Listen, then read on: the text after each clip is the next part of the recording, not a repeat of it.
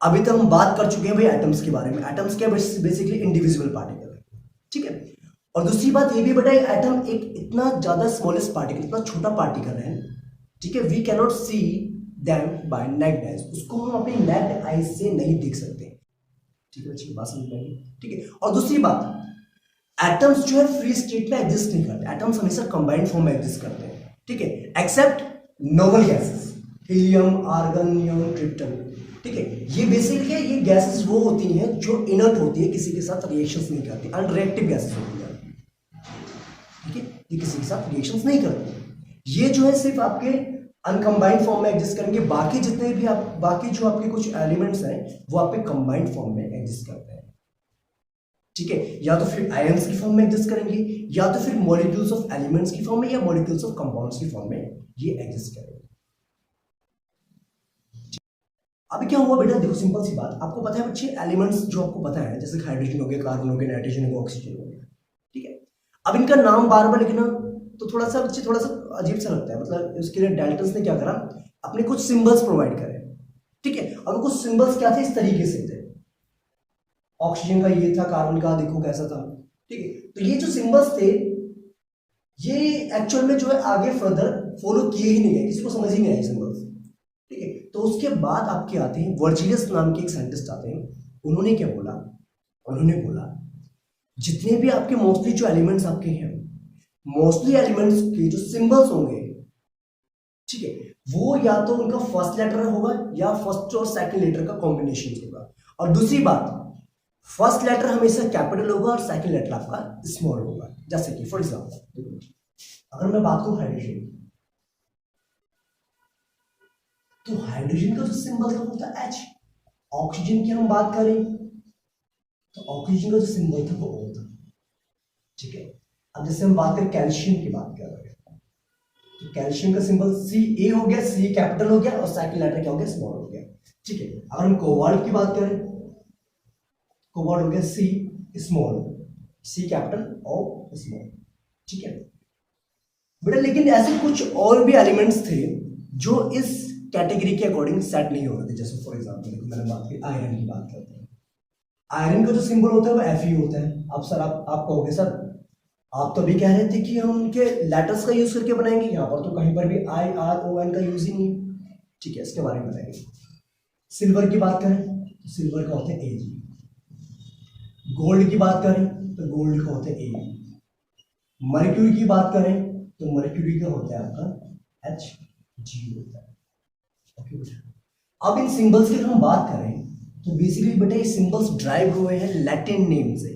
किनके Latin name से, इनके लैटिन नेम से। देखो आयरन को हम कहते हैं लैटिन नेम में फेरम कहते हैं, FeRRUM, दैट्स व्हाई इसका सिंबल Fe है, ठीक है। और गोल्ड को हम कहते हैं ऑरम कहते हैं, दैट्स व्हाई इसका सिंबल जो है आपका AU है। सिल्वर को हम अर्जेंटम कहते हैं, दैट्स व्हाई इसका सिंबल जो Ag है, ठीक है।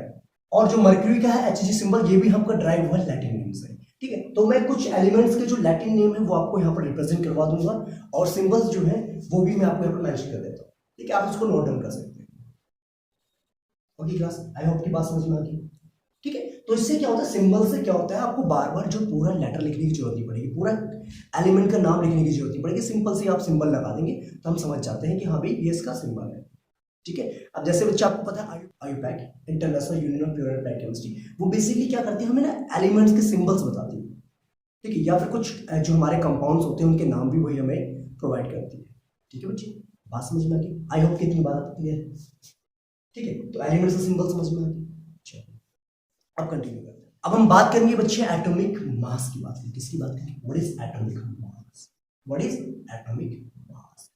एटॉमिक मास का मतलब ये हो गया कि एक पार्टिकुलर जो एटम का मास है वो कितना होगा, ठीक है। यानी किसी भी एलिमेंट की अगर हम बात करें उसकी एक एटम का जो मास है वो कितना होगा। देखो बेसिकली अगर हम बात करें तो वन एटॉमिक मास यूनिट जो थी हमारी वो बेसिकली थी 1/12 of the mass of carbon 12, यानी कि जो कार्बन का एक आइसोटोप है जिसके मास के 12 था, उसका 1/12 उसको हम कहते हैं वन एटॉमिक मास यूनिट, ठीक है। तो इसके अकॉर्डिंग हम देखेंगे ना बेटा, देखो कुछ एलिमेंट्स के जो आपको मास है वो याद रहने चाहिए। देखो जैसे हाइड्रोजन का होता है 1 यूनिट, ठीक है। AMU कहते हैं एटॉमिक मास यूनिट, कहते हैं यूनिफाइड मास भी इसको हम बोलते हैं। ऑक्सीजन का होता है आपका 16U, ठीक है। नाइट्रोजन का होता है आपका 14U, ठीक है। अगर हम बात करें जैसे ये हो गया आपका सोडियम हो गया, ऑक्सीजन हो गया, नाइट्रोजन हो गया, कार्बन का हो गया आपका 12U, कैल्शियम का हो गया जैसे आपका 20U, क्लोरीन का हो गया, जिससे क्लोरीन का सिंबल होता है Cl is the symbol of chlorine, ठीक है, 35.5U,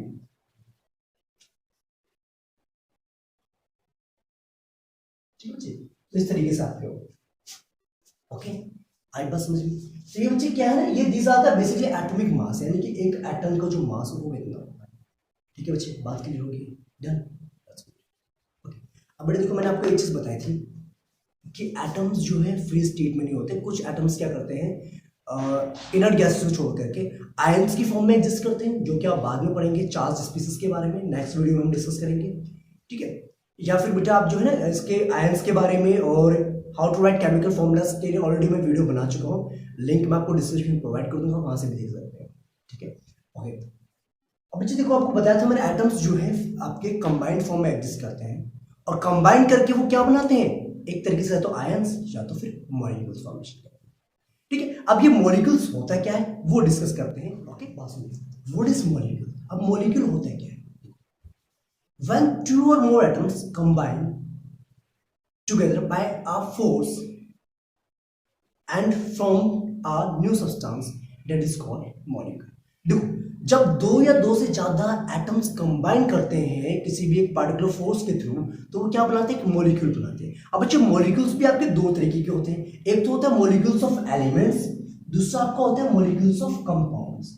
अब ये मॉलिक्यूल्स ऑफ एलिमेंट्स होता है क्या, देखो when two or more elements atoms of same element when two or more atoms of same element combine together it leads to the formation of molecules of elements। समझ में। जैसे हम बात कर रहे हैं H2 की बात कर रहे हैं, H2 क्या है आपका हाइड्रोजन गैस है। H2 में क्या है, दोनों एटम्स जो है आपके, दोनों जो एटम्स किसके, सेम एलिमेंट के। O2 की बात कर रहे हैं, O2 में दोनों एलिमेंट, दोनों एटम्स जो किसके हैं आपके, सेम एलिमेंट के हैं, ठीक है। L2 की बात कर रहे हैं तो उसमें क्या, सेम एलिमेंट की। तो ये होगी मॉलिक्यूल्स ऑफ सेम एलिमेंट, यानी कि मॉलिक्यूल्स ऑफ एलिमेंट्स, ठीक है। दूसरी बात, दूसरा होता है आपका मॉलिक्यूल्स ऑफ कंपाउंड्स। देखो मॉलिक्यूल्स ऑफ कंपाउंड्स की बात करें तो these are those which are made up of two or more atoms of different elements, ठीक है। जो कंपाउंड्स आपके फॉर्मेशंस होते हैं, कंपाउंड्स के जो मॉलिक्यूल्स बनते हैं वो बेसिकली किससे बनते हैं, डिफरेंट टाइप्स ऑफ एटम्स से मिलकर बनते हैं। जैसे आप देखिए H2O देखिए, इसमें हाइड्रोजन भी ऑक्सीजन भी, CO2 देखिए इसमें कार्बन भी है ऑक्सीजन भी, ठीक है। बात समझ में। तो ये कंपाउंड्स हो गए किसके, मॉलिक्यूल्स ऑफ कंपाउंड्स, आई बस समझ में, ठीक है। जब दो या दो से ज्यादा सेम एटम्स या डिफरेंट एटम्स कंबाइन करते हैं तो उसको हम कहते हैं मॉलिक्यूल्स कहते हैं, ठीक है बेटा, कोई कंफ्यूजन नहीं है, ठीक है, क्लियर है, डन, ठीक है, ओके। आज जब बच्चे different types of atoms combine करते हैं तो वो कंपाउंड का मॉलिक्यूल्स बन जाते हैं, ठीक है। इस बात का आप ध्यान रखिए, यानी जितने भी आपके मॉलिक्यूल्स हैं, जितने भी आपके मॉलिक्यूल्स हैं वो कंपाउंड्स नहीं होंगे। क्यों नहीं होंगे, क्योंकि बच्चे H2 जो है आपका वो कंपाउंड नहीं होता है, ठीक है। और जितने भी आपके कंपाउंड्स हैं वो सारे के सारे मॉलिक्यूल्स की कैटेगरी में आते हैं, बिकॉज वो क्या है आपके एक तरीके से मॉलिक्यूल्स ही है। आई होप कितनी बात आपको समझ में आ गई। अब बेटा सुनो बात, देखो एक और चीज, एक वर्ड आता है एटोमिसिटी नाम से आता है, क्या आता है, एटोमिसिटी।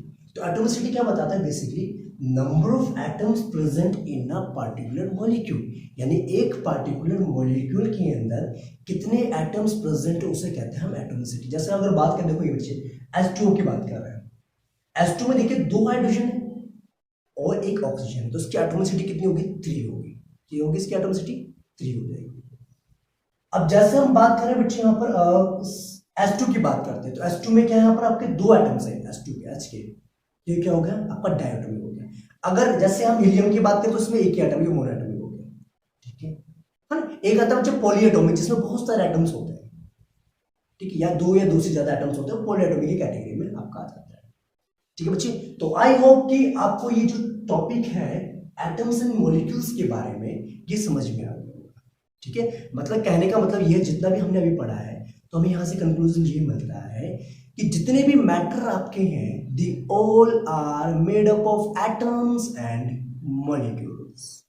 तो ये था हमारा आज का जो टॉपिक। आई होप कि आपको ये समझ में आया होगा। अगर आपको नहीं समझ में आता है तो आप जो है वीडियो के नीचे कमेंट करके जा सकते हैं और डाउट होने पर भी आप कमेंट कर सकते हैं। तो बच्चे मिलेंगे नेक्स्ट वीडियो में जिसमें हम बात करेंगे आयंस के बारे में। Till then bye bye, take care and Jai Hind students.